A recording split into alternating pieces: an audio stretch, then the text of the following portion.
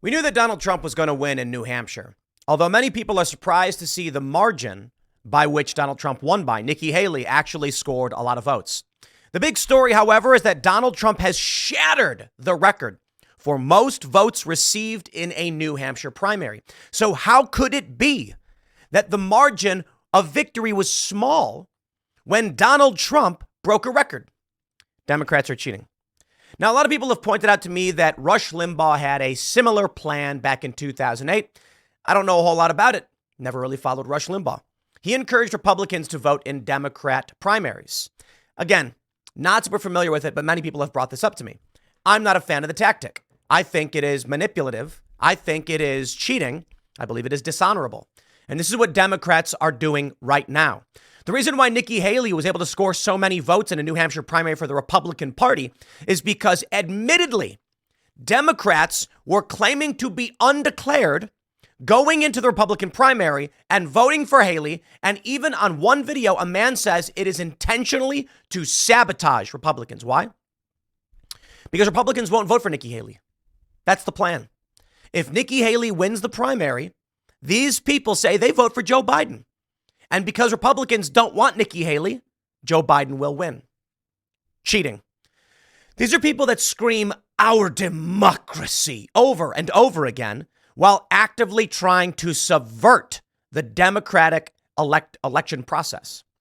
Now, I know we're not a democracy. I don't like democracy. We are a constitutional republic with democratically elected representatives. Democrats in the minority are claiming they're defending democracy from fascists or whatever, while actively seeking to imprison the frontrunner of the 2024 race, while trying to destroy the actual election process. It's amazing, isn't it? Let's take a look at the news, though. We have got a response from Donald Trump, a response from Nikki Haley, who I have to imagine will drop out. Now, of course, she's claiming, wow, I did so well in New Hampshire, the race is not over. But come on.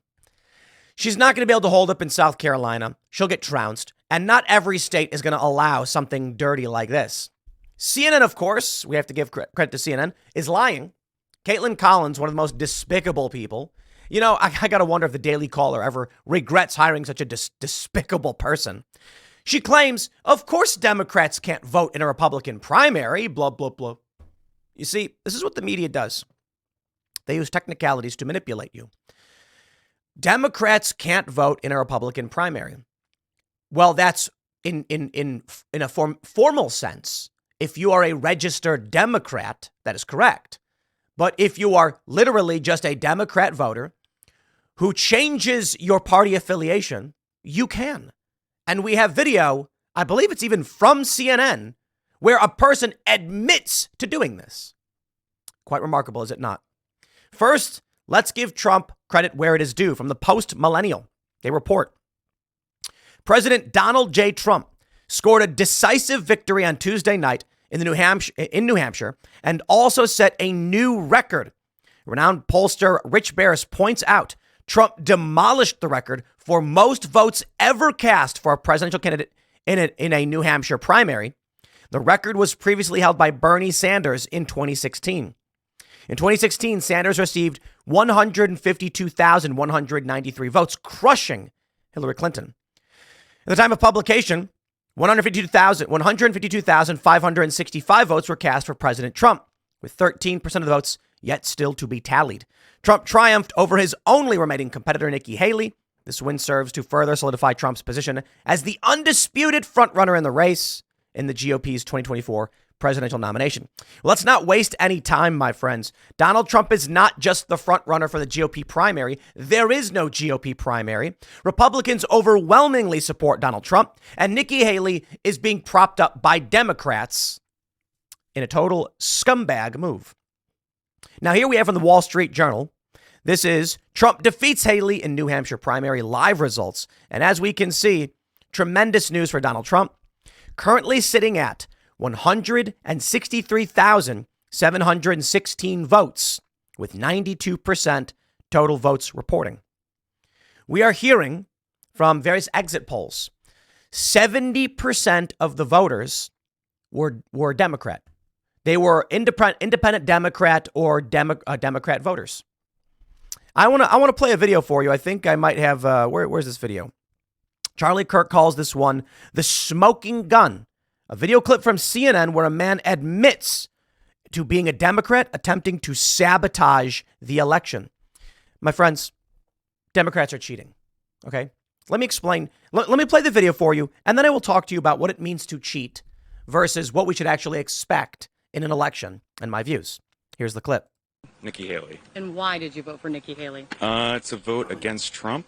I think it would be better to have her against Biden in the elections than it would be Trump and her. Do you consider yourself generally independent, Republican, or Democrat? Democrat.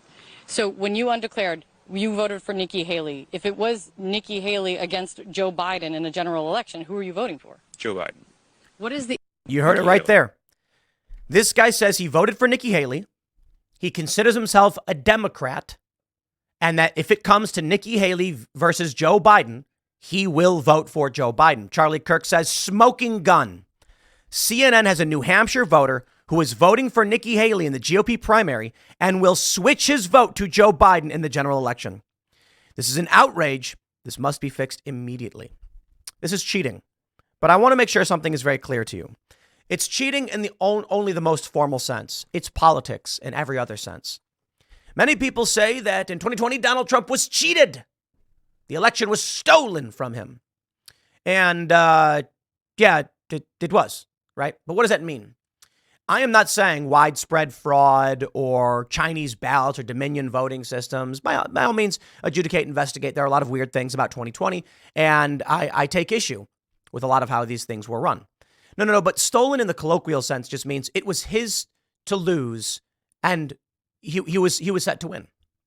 Donald Trump received more votes than any sitting president in the history of this country, yet still lost. Why? Well, it was rigged. But what does that mean? There's an article published by Time magazine called The Shadow Campaign. Let me make sure I pull this one up because I know the media is going to have a field day with it. And you know what they're going to do is they play this game where I already mentioned, Caitlin Collins, Democrats can't vote in these elections. What they'll do is they'll say Tim Pool claimed the 2020 election was stolen from Donald Trump.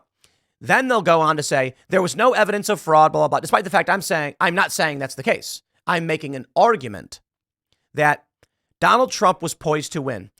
Sure, there were problems with COVID, but the economy was doing really, really well. People supported him more than the first time around.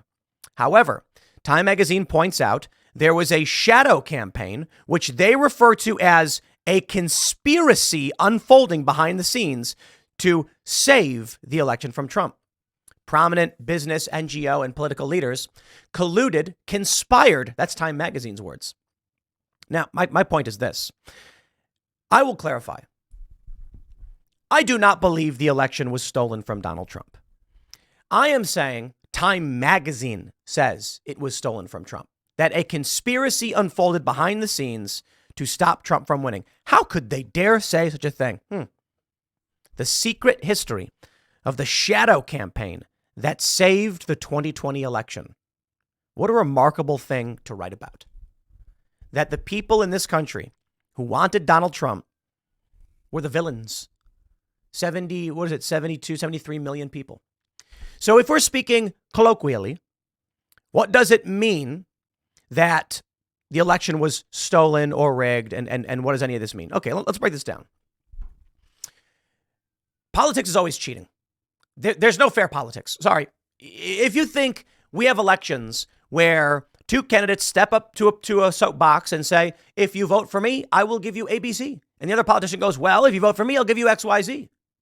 And then everyone decides which is best for this country. You're a child. That's not how elections work. Unfortunately, I do think many conservatives thought that's how elections would work. And they believe currently that's how elections will work. Despite the fact that people have pointed out to me, and I don't know much about it, that Rush Limbaugh wanted people to go and vote in Democrat primaries. Yeah, dirty politics is the name of the game. And stealing power is how it's done. So I say it's cheating. I say it's rigged. But I also say it's politics as usual. It's getting a little bit more intense these days, what with the violence and all. But if you expected a clean bout, as described with the soapbox scenario, you're naive. It is going to be the dirtiest game you've ever seen. And everybody knows. I mean, if you were to compare this to like a wrestling match, both sides are hopped up on every amphetamine and upper and steroid and blood doping imaginable. And everyone's just kind of like looking the other way like, hey, this is normal. They are going to do everything in their power to prevent Donald Trump from winning because they don't believe in democracy. And they have no morals. It is an amorphous ideological group adherent only to the dominant structures. I refer to it as an ant mill, of course. An ant mill is when ants form a circle and then march to their deaths, just looping around over and over and over again. Now let's get to the news and figure out where we're heading with this.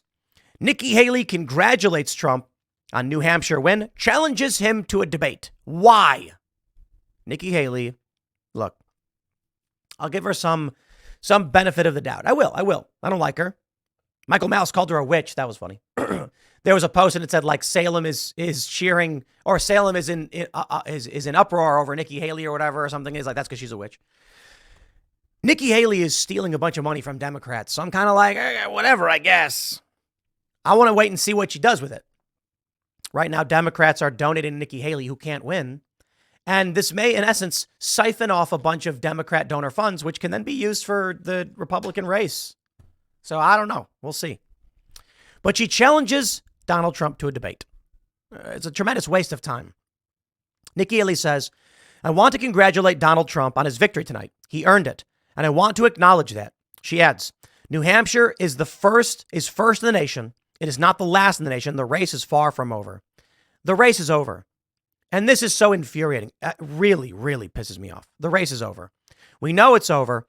It is a waste of time that she is even engaging in this. I want to talk about Carrie Lake and the leaked audio where a guy fears he's going to be assassinated after he tried to bribe Carrie Lake.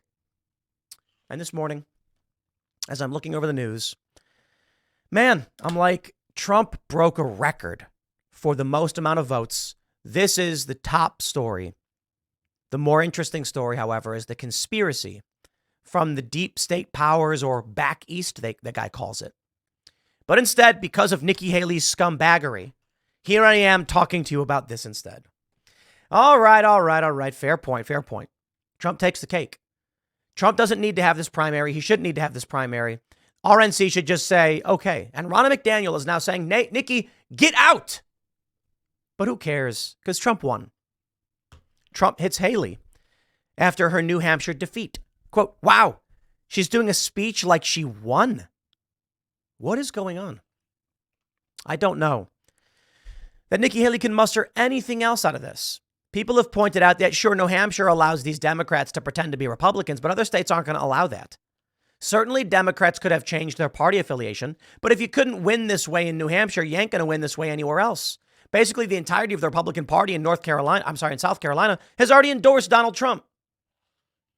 I don't know what Nikki Haley is doing, except perhaps siphoning money off Democrats to enrich herself. I'm not a campaign finance person. I don't know exactly what you can do with campaign donations. But talking to Roger Stone, he said, you can use it for any legal purpose. There are some limitations. And so I have to wonder, Nikki Haley exits this race with what, millions of dollars? And what can she do with it? I suppose she can use it to run for elections in other places or give it to the RNC or who knows. It would be remarkable if she gave the money to Democrats. That would be interesting.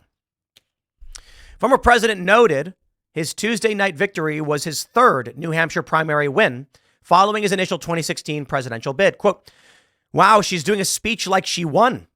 He said of Haley, she didn't win, she lost. Trump noted Haley's remarks following last week's Iowa caucus, in which she claimed the election results narrowed the Republican primary down to a two-person race. That's fascinating. Ron could not win in New Hampshire because Nikki Haley only got Democrat votes. Ron wasn't going to get Democrat votes. Fascinating, isn't it? Trump noted Haley's remarks following last week's Iowa caucus. Last week, we had a little bit of a problem. If you remember, Ron was very upset because she ran up and she pretended she won Iowa. I looked around and I said, didn't she come in third? Then I looked at the polls. She was talking about most winnability, he said. We have won almost every single poll in the last 3 months against crooked Joe Biden. Almost every poll. And she doesn't win those polls. And to be fair, she does. She wins some of them. The former president said Haley's remarks were not your typical victory speech, adding Haley had a very bad night. Now, what I find fascinating is that there are many Ron DeSantis people who are calling for scorched earth. They are tweeting about how they will never vote for Trump, and they are going to do everything in their power to make sure Trump loses. This is exactly why we were all correct when we said Ron DeSantis' base is bad, do not support Ron DeSantis, and we were all proven correct.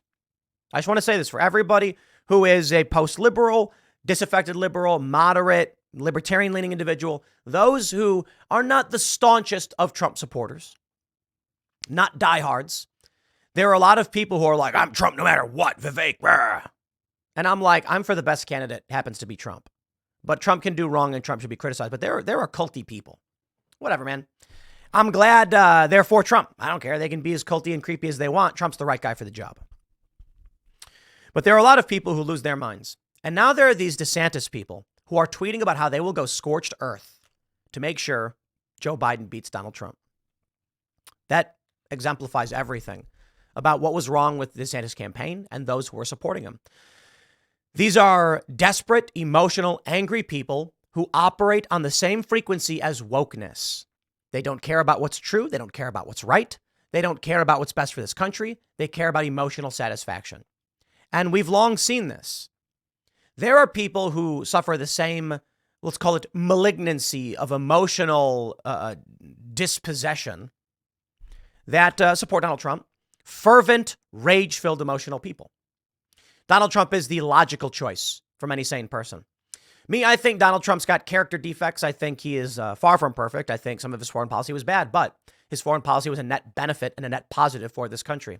His economic plans were a net positive for this country. And therefore, logically speaking, he is the best choice for the American people.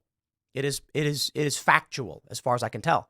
I think I have long had an emotional reaction against Trump's behaviors that I feel like he's off-putting to many people, and that's a risk for us. But logically speaking, I think he's the right choice. And emotionally speaking, there are many things that are they give me great satisfaction when Trump wins. So I'm not all just like, oh, Trump bad. No, I think Trump is funny. I think Trump does good things. Trump gives me a bit of schadenfreude when he defeats the corrupt and the people, he brings accountability or he pushes for it.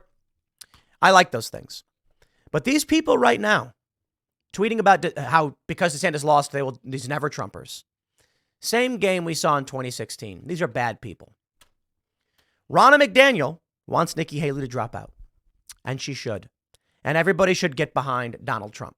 I'm going to give a shout out to the best DeSantis supporter we had and a friend, Will Chamberlain, because Will exemplified the best of the DeSantis base. He was smart, calm, articulate. He engaged in real conversations and real debates, and he announced he will be backing Donald Trump because he's not a child. And that's why I think Will is great. He's a good dude. And so with that, it's unfortunate that they did not give Will a more prominent position within the DeSantis campaign, because I truly believe Ron could have done substantially better had they had someone like Will helping lead the charge. But instead, they went with Christina Pashaw, who was a vile, angry person on par with the other vile, angry Trump supporters. And they all claimed Trump supporters are nasty and vile. And I'm like, yeah, you're the same. You are doing the same thing. I care for none of you. But Donald Trump's the right choice. And here's where we are, my friends. Young voters, New Hampshire, turning out for Donald Trump. 538 polling. Trump wins. Here we go. Let's roll through these polls, baby. We got the Bullfinch group. Trump wins. We've got Morning Consult. Trump wins. Redfield and Wilton. Trump wins. Harris X. Nikki Haley beats Biden too. That's why Trump was like, I win this. DeSantis loses. Okay. Harris X poll. Biden beats DeSantis. Incredible. Harris X. Trump beats Biden by 11 points with Kennedy in the race and Cornel West and Jill Stein. In another poll with just Kennedy, Trump wins. Here's a Harvard Harris, Trump v. Biden only. Trump wins. Trump wins. Trump wins. Trump wins. Trump wins. Trump wins. Trump wins. YouGov. Oh, we found one. Biden wins. We found one poll Trump is trouncing Biden across the board in all the polls, and the polls have typically favored Democrats. All right. Here's real clear polling. They have right now, in the polling aggregate, Donald Trump with 37.5, Joe Biden with 33.8, and Kennedy with 19.3.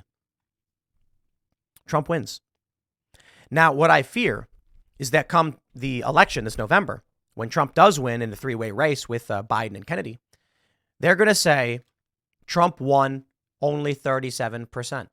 This is what happened with Abraham Lincoln and some others, but Abraham Lincoln, right before the Civil War, he's a minority president. He does not represent this country. And they use that to justify anger and violence. Now, when you whittle it down to just Trump v. Biden, Trump still wins. In aggregate, Donald Trump is at 47.2 to Biden's 44.3. So I think it's about time we just say enough. These lies that Nikki Haley is the only one who can win, it's a lie. The lies that it's DeSantis can't beat Joe Biden. He is an off-putting, unlikable man. Okay? And that's unfortunate for him. His base is also off-putting and unlikable. Donald Trump's the guy. Donald Trump is a once-in-a-lifetime candidate. He is, in many ways, like Abraham Lincoln. He really is. And, you know, I'm just looking forward to all the Democrat whinging. Like, how dare you compare Trump to Abraham Lincoln, blah, blah, blah. Read history. Abraham Lincoln was not this great guy. He's venerated, but he did a lot of questionable and a lot of bad things. But he led us through the Civil War, and he kept the Union intact. The Civil War, the victories of it, it's not black and white. We lost a lot of civil liberties after the Civil War, and it's tough. It's tough. The greatest thing, of course, the end of slavery. Should have happened a long time before this. Other countries had already gotten rid of it. But it is fortunate that the best thing that came out of it. So there are challenges in how we view the Civil War. It would be foolish to say it was just 100% good. No, it was like 90-something maybe. But there were bad things about it. Abraham Lincoln suspended habeas corpus. Members of the Maryland legislature were arrested for their political views. The Lincoln administration threatened to arrest a sitting Supreme Court justice. I mean, there was dark stuff. However, as bad as all those things were, the loss of certain civil liberties, in a sense, the empowering of the federal government, compares in no way to the lack of civil liberties that slavery was quite literally an institution of. So I view it as the sacrifices that we, like the damage to the nation that ultimately resulted, are nothing compared to the damage that was slavery. To put it simply, you had people who quite literally had no civil rights, and they didn't even get them until way later on. A war was fought for a variety of reasons. It wasn't just slavery, but slavery was the catalyst and a large component. And following the end of this war, despite the horrible things Abraham Lincoln did, Sherman's march to the sea, how about that? The end of slavery was worth it. It's tough, isn't it? Sacrifices made to recognize you cannot claim to be a free nation at all if you have slaves, right? I think that's an important thing to say. We can talk about the things Abraham Lincoln did in suspending habeas corpus. And it's like, how dare he do that? I'm like, how dare this country have slaves, man? Its people didn't have habeas corpus. They didn't have civil liberties. They didn't have voting rights. They didn't have property rights.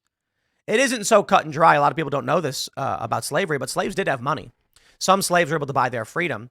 Some slaves worked in cities and earned wages. This is true. The point of slavery was that you had no rights. You were owned by someone. And the only reason they were able to collect wages was because it was easier for the slave owners. So, destroying that institution, good thing. But Donald Trump does have a lot in common. And I don't mean like everything in the world. There's like a handful of things perhaps you could point out in terms of how the election's being run, in terms of how he's being treated, being treated by his political opponents, the current state of politics in this country. There are similarities there.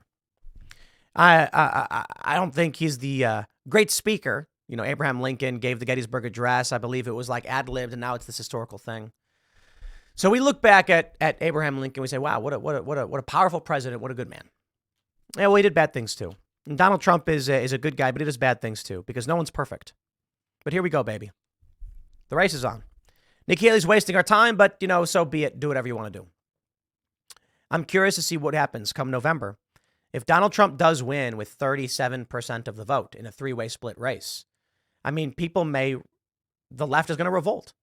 They're going to start claiming Trump's a minority president. The Electoral College is broken. It shouldn't be this way.